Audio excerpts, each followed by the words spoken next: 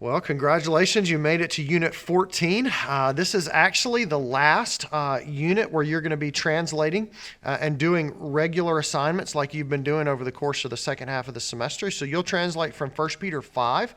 Again, it'll be a little bit of a shorter passage because the grammar of 1 Peter is a little bit difficult and you might have to wrestle through it a little bit. I do want to encourage you to be thinking about your exegetical assignment. I'm going to leave most of next week for next unit for you guys to do that. But I hope at least you're already thinking about and maybe even pick the passage that you want to do for your exegetical assignment. Maybe you've even started thinking about the vocabulary and things like that, looking through it and seeing words that you do know and words that you don't know. So at least have that in the back of your mind. And in the next unit, we're really going to give our focus and attention to the exegetical assignment.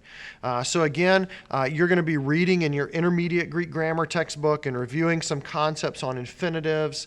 Hopefully that's really helpful. Infinitives I find to be really tricky for a lot of students. In some ways they're very simple. Really, they don't take that many endings. And so usually with infinitives, the problem is not necessarily locating or parsing them. The problem is, how do you translate them? And it's a good example to bring to the forefront because in English, we sort of think an infinitive is to do this or to do that. Well, you simply can't translate every Greek infinitive with to do this or to do that in English. So infinitives and reviewing them at this point in the semester, I hope will be very useful for you because you'll really be going back to those concepts of how is this infinitive functioning? What is it modifying? What is it doing in the context of this Greek sentence? And then secondarily, how does that affect my English translation? How do I convey that function that the infinitive is performing in good English grammar?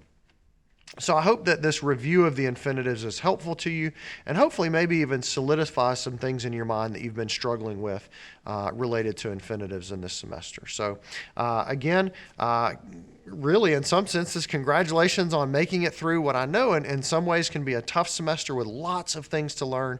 But I really hope and pray that you guys are reaping a lot of fruit from your study of the Greek. And I hope even this unit, you're really seeing how God's Word is coming alive and you're growing in your knowledge of God's Word and also in your love for the God who inspired those words.